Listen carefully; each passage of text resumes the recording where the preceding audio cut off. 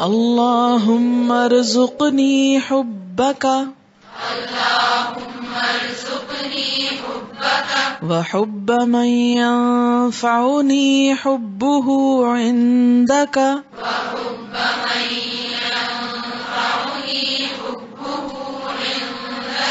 اللہم ما رزقتنی مما احب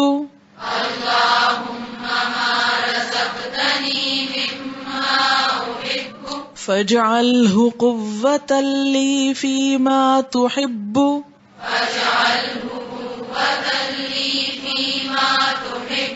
اللہم ما زویت عنی مما احب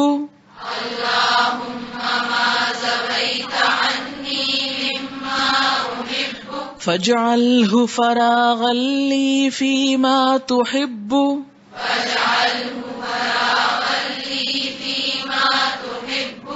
اللہم اے اللہ ارزقنی عطا کر مجھ کو حبکا اپنی محبت وحبا اور محبت من اس شخص کی جو ینفعنی نفع دے مجھ کو حبہ اس کی محبت عندکا تیرے پاس تیرے نزدیک اللہم اے اللہ ما رزقتنی جو تو نے عطا کی مجھ کو مما احب اس میں سے جس سے میں محبت کرتا ہوں فاجعلہ تو بنا دے اس کو قوتاً قوت لی میرے لیے فیما ان کاموں میں جو تحب تو پسند کرتا ہے اللہم اے اللہ ما زویت عنی جو تو نے لے لی مجھ سے مما احب اس میں سے جس سے میں محبت کرتا تھا یعنی جس چیز کی محبت تو نے میرے دل سے نکال لی فاجعلہ تو بنا دے اس کو فراغا لی فراغت کا سبب میرے لیے فیما تحب ان کاموں کے لیے جس سے تو محبت کرتا ہے. ذرا سا سمجھنے میں مشکل ہوتا ہے لیکن بہت خوبصورت دعا. جتنی سمجھنے میں ذرا مشکل ہے اتنی ہی ڈیپ اس کی میننگ ہے اور بہت ہی کارآمد دعا ہے. پہلے تو دعا مانگی گی کہ اللہ اپنی محبت دے دے جو پیچھے بھی ایک دفعہ آپ نے مانگی. پھر اس شخص کی محبت دے دے جس کی محبت مجھے تیرے نزدیک فائدہ دے یا تیرے نزدیک ہونے میں مدد دے. یعنی مجھے ایسے انسان کی محبت چاہیے جس کی محبت مجھے تیرے اور قریب کر دے. یہی اصل فائدہ ہے نا, کیونکہ والذین آمنوا اشد حبا للہ, وہ لوگ جو ایمان لائے اللہ کی محبت میں سب سے زیادہ شدید ہوتے ہیں. یہ ایمان کی پہچان ہے کہ ہر چیز سے بڑھ کر اللہ کی محبت ہو. پھر ان انسانوں کی محبت ہو جو اس محبت میں مددگار ہوں, نہ کہ اس کو کم کرنے کا سبب بنے. کہ آپ کے دل میں خدا کی محبت اور آپ ایسی کمپنی میں بیٹھے ہوئے ہیں جس سے اس محبت میں کمی آ رہی, تو یہ خسارہ ہے نا. ایسے لوگوں کی کمپنی نصیب ہو, صحبت نصیب ہو, دوستی نصیب ہو کہ جن کے پاس بیٹھ کر اللہ کی محبت اور بڑھ جائے یا ان چیزوں کی محبت بڑھ جائے جو اللہ کی محبت کے قریب کرنے والی. پھر فرمایا اللہم ما رزقتنی مما احب, اللہ جس چیز کی محبت تو نے میرے دل میں ڈالی ہے, کیونکہ ہر شخص کسی نہ کسی چیز سے محبت رکھتا ہے. مثلا کوئی اپنی اولاد سے رکھتا ہے, تو یا اللہ مثال کے طور پر یا اللہ یہ جو میرے بچوں کی محبت تو نے میرے دل میں ڈالی ہے اس کو ذریعہ بنا دے. کس چیز کا؟ فاجعلہ قوۃ لی, میرے لیے قوت بنا دے. یعنی یہ محبت میرے لیے ایک قوت بن جائے, ان کی محبت مجھے ایک انرجی دے. کیونکہ جس سے انسان محبت کرتا نا اس کو دیکھ کر خوش ہوتا ہے, اس سے ملاقات کر کے خوش ہوتا ہے, اس کے پاس بیٹھ کے خوش ہوتا ہے, اور خوشی انسان کو ایک قسم کی انرجی دیتی. اب وہ انرجی جو مجھے مل رہی ہے اس انرجی کو میں تیری محبت کے قریب ہونے میں استعمال کروں, اس سے میں اور زیادہ تیرے قریب ہو سکوں. یعنی جس انسان کی یا جس چیز کی, مثلا مال کی محبت ہے کسی کے دل میں, اب یہ جو مال کی محبت تو نے دی تو اس محبت کو سبب بنا دے. کس چیز کا؟ ان کاموں کے کرنے کا جن سے تو محبت کرتا ہے. ٹھیک, یعنی جو کچھ تو نے مجھے عطا کیا ہے اور جس سے میں محبت رکھتا ہوں, یا جس چیز کی محبت تو نے مجھے دے دی ہے, میرے دل میں ڈال دی ہے, اب وہ تو نے ڈال دی یا وہ تو آ گئی, اب انسان لے کے کھڑا ہے اس کو بیچ میں. اب یہ اس کے لیے نعمت بھی ہے اور بڑی سخت آزمائش بھی ہے. محبت نعمت بھی ہے اور شدید آزمائش بھی ہے. نعمت کس شکل میں ہے؟ وہ جب وہ اللہ کے قریب کرنے میں مدد دے. دیکھیں نا حضرت ابراہیم علیہ السلام کو اللہ سے محبت تھی نا، تو کتنی تیزی سے عمل کرتے تھے ہر نیک کام پر، اور کتنی بڑی بڑی قربانی دے جاتے تھے، کیونکہ محبت قربانیوں کو آسان کر دیتی ہے. پھر قربانی کرنا کوئی مشکل نہیں لگتا، کچھ بھی دے ڈالنا کچھ مشکل نہیں لگتا. لیکن جہاں محبت نہ ہو وہاں ایک پھوٹی کوڑی بھی دینا مشکل ہوتی. اب آپ دیکھیے کہ اب دعا یہ مانگی جا رہی ہے کہ یا اللہ جو تو نے مجھے دیا ہے، جس سے میں محبت بھی رکھتا ہوں، تو اس کو میرے ان کاموں کے لیے قوت کا ذریعہ بنا دے جس سے تو محبت رکھتا ہے.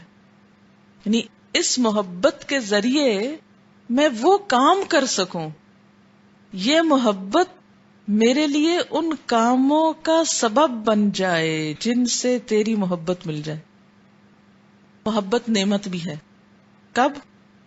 جب وہ اللہ کے قریب کرے اور اللہ کے لیے قربانیوں کو آسان کر دے. اور محبت آزمائش ہے، مصیبت ہے جب اللہ سے دور کرے اور وہ کام نہ کرنے دے جس سے اللہ محبت کرتا ہے.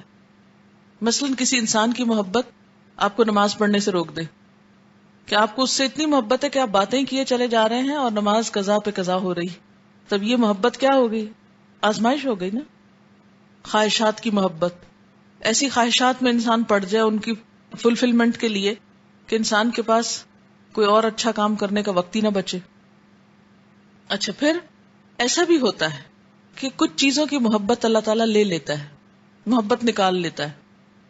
یاد رکھیں وہی محبت ڈالتا ہے. قرآن پاک میں اللہ تعالیٰ حضور صلی اللہ علیہ وسلم کو فرماتے لو انفقت ما فی الارض جمیعا ما الفت بین قلوبہم، اگر آپ وہ سارا خرچ کر دیں جو زمین میں ہے، آپ ان کے دلوں میں محبت نہیں پیدا کر سکتے تھے. جیسے صحابہ کرام، آپ محبت ڈال ہی نہیں سکتے تھے، مال سے تھوڑی آتی. ولیکن اللہ الف بینہم، لیکن اللہ نے یہ محبت ڈالی. تو محبت اصل میں اللہ ہی ڈالتا ہے، اور وہ ڈالتا بھی ہے، وہ لے بھی لیتا ہے. اب اس نے لے لی. جب محبت دل سے نکلتی ہے نا تو دل خالی ہو جاتا ہے. جب کوئی چیز کہیں سے نکال لی جائے تو خالی ہو جاتا ہے نا، فارغ ہو جاتا ہے. اب یہاں پر فرمایا، دعا کی گئی، اے اللہ جو تو نے مجھ سے لے لیا جس سے میں محبت کرتا تھا، یعنی میری محبوب چیز جو تو نے مجھ سے لے لی یا مجھ سے نکال لی یا دور کر دی، اور دل جو خالی ہو گیا، اب تو کیا کر، فجعلہ، بنا دے اس کو، فراغن لی، فراغت کا سبب، فی ما تحب، ان کاموں کے لیے جن سے تو محبت کرتا ہے. یعنی اس خالی دل میں اب ان کاموں کی محبت ڈال دے. یعنی اگر کوئی کباڑا نکال دیا ہے، ردی نکل گئی ہے، تو عمدہ چیز ڈال دے، ان کاموں کی محبت دے دے جن سے تو محبت کرتا ہے. یہ ہم سب پہ فٹ آتی. اب ہم سب کو قرآن سے محبت ہو گئی نا، تو وہ جو ایک دن اسائنمنٹ کروائی تھی نا کہ کیا چھوٹا، وہ ما زویتا انی ہے، ٹھیک ہے، جو اللہ نے لے لیا، چھڑا دیا ہم سے. ایک اسائنمنٹ کر چکے نا آپ پیچھے کہ قرآن کے لیے کیا کیا چھوڑا. وہ یہ ایسا نہیں تھا کہ وہ چیزیں اچھی نہیں لگتی تھی، وہ بھی ایک شوق تھا، ان سے بھی ایک محبت تھی، ان سے بھی ایک کمٹمنٹ تھی، ان کے ساتھ بھی ایک وابستگی تھی. لیکن اب وہ ختم ہو گئی یا کم ہو گئی یا ان امپورٹنٹ ہو گئی. تو اب ہم کیا مانگ رہے ہیں کہ اللہ اس کی جگہ ایسی چیز دے دے، ایسا کام دے دے کہ جس سے میں تیری محبت کے اور قریب ہو جاؤں. جو شخص یہ دعا مانگتا رہے اس کے لیے محبت میں بھی فائدہ ہے، ورنہ محبت صرف غم دیتی. جی، صرف ایک ہی محبت خوشی دیتی ہے اور وہ اللہ کی محبت ہے، باقی ساری محبتیں غم دیتی. انسان سب سے زیادہ کس سے محبت کرتا ہے؟ اپنے آپ سے. تو جب آپ دعا مانگے نا کہ اللہ جس چیز کی تو نے مجھے محبت دی ہے تو اس کو کھپا دے اس چیز میں کہ جس سے تیری محبت مل جائے، تو پھر کیا دعا ہوگی کہ اللہ ہمیں ان کاموں میں لگا دے، ہماری زندگی، ہماری قوتیں، ہمارے مصرف، ہماری ہر چیز.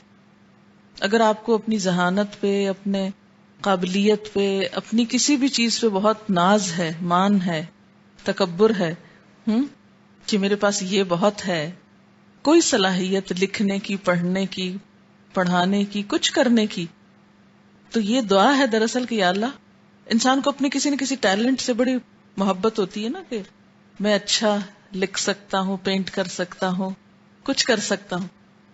تو دعا ہے کہ اللہ پھر اس ساری میری قوت صلاحیت کو اس کام میں لگا دے، مجھ سے وہ لے لے اس کے نتیجے میں جو تجھے پسند آ جائے. میں لکھوں تو وہ لکھوں جو تیری نگاہ میں جج جائے. کیونکہ انسان جب لکھتا نا، مثلاً اب کوئی لکھنے والا ناراض نہ ہو جائے مجھ سے، لیکن مثلاً انسان جب لکھتا ہے نا تو اس کی کیا خواہش ہوتی ہے کہ اس کو بہت سارے لوگ اپریشیٹ کریں.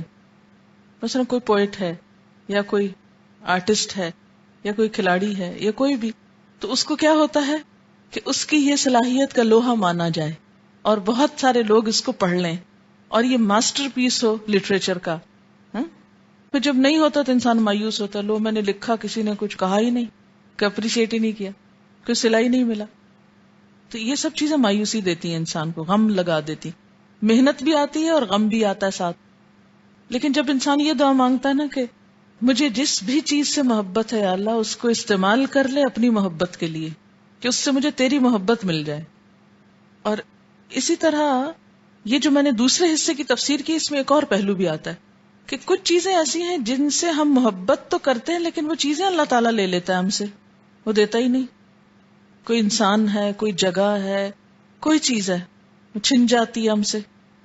ہماری محبت نہیں جاتی لیکن وہ چیز چھن گئی. اب تو اس پر بھی یہ کہ اللہ تعالیٰ میرے اندر ایسی مایوسی یا غم یا دکھ یا پریشانی یا وہ کیفیت نہ آئے کہ جس کی وجہ سے میں تیری محبت سے قریب ہو جاؤں.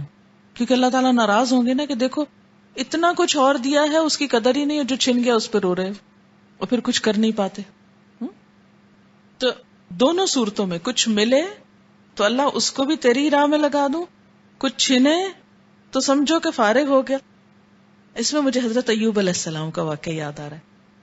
حضرت ایوب علیہ السلام جو تھے نا، وہ دنیا کے امیر ترین انسان تھے. آزمائش آ گئی ان پر. اچھا، اس اتنی عمارت میں ان کے اندر عبادت کی بہت لذت تھی. وہ اپنا نرم گرم بستر چھوڑ کے، اپنی عیش و آرام چھوڑ کے عبادت کرتے تھے. پھر کیا ہوا، بیمار ہو گئے. اتنی سخت آزمائش آئی کہ سارا مال، اولاد، صحت، بیوی، گھر، ہر چیز چھن گیا. تو ایک دن اللہ تعالیٰ سے بات کر رہے تھے، کہنے لگے یا اللہ، جب تو نے سب کچھ دیا تھا تو بھی میں تجھے نہیں بھولا تھا، لیکن میرے اور تیرے درمیان وہ سب چیزیں حائل تھیں. اب تو نے وہ سب کچھ لے لیا مجھ سے، اب تیرے اور میرے درمیان کچھ بھی حائل نہیں. حائل نہیں کا مطلب کوئی رکاوٹ نہیں. اب بس نہ بیوی ہے، نہ بچے ہے، نہ گھر ہے، نہ مال ہے، نہ دولت ہے، کچھ بھی نہیں ہے، صرف تو ہے اور میں ہوں. تو میری عبادت کی لذت اور بڑھ گئی ہے. یہ ہوتی ہے پازیٹو تھنکنگ، کہ مجھے تو تیرے عبادت میں اور لطف آنے لگا ہے کہ بیچ میں کچھ ہے ہی نہیں، اب فارغ ہو گیا ہوں، سب چلے گئے، فارغ ہو گیا ہوں، اب تو ہے اور میں ہوں. یہ شکر اور صبر کی انتہا ہے کہ اس پر بھی شکر گزار ہیں. ٹھیک ہے، تو نے سب کچھ لے لیا، اب میں زیادہ اچھی طرح تیری عبادت کر سکتا ہوں. تو یہی اس دعا کا دراصل نچوڑ ہے کہ اللہ جب تو سب کچھ دے تو اسے بھی تیری راہ میں لگا دوں، جب تو سب کچھ لے لے تو بھی میں تیرا ہو جاؤں. اس شکر کا نتیجہ ہوا کہ جو کچھ انہیں پہلے ملا تھا اس سے بھی دگنا بعد میں ملا. قرآن میں اس کا ذکر ہے، وَمِثْلَهُ مَعَهُ. صرف اتنا نہیں ملا جو پہلے تھا، اس صبر اور شکر سے اللہ نے اس سے دگنا اور دے دیا. تو یہ آزمائشیں ہیں نا، یہ سب آزمائشیں، یہی ہمارا ٹیسٹ ہے زندگی میں، یہی امتحان ہے کہ ہم کیا کرتے ہیں ان حالات میں. کسی انسان کی محبت کا ملنا بھی آزمائش اور اس کا چھن جانا بھی آزمائش. اللہم ارزقنی حبک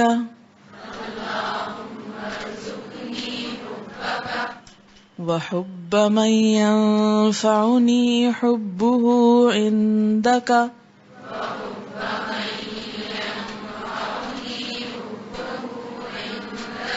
اللہم ما رزقتنی مما احب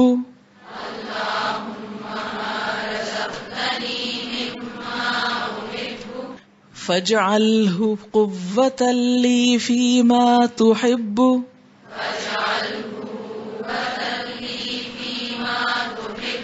اللہم ما زویت عنی مما احب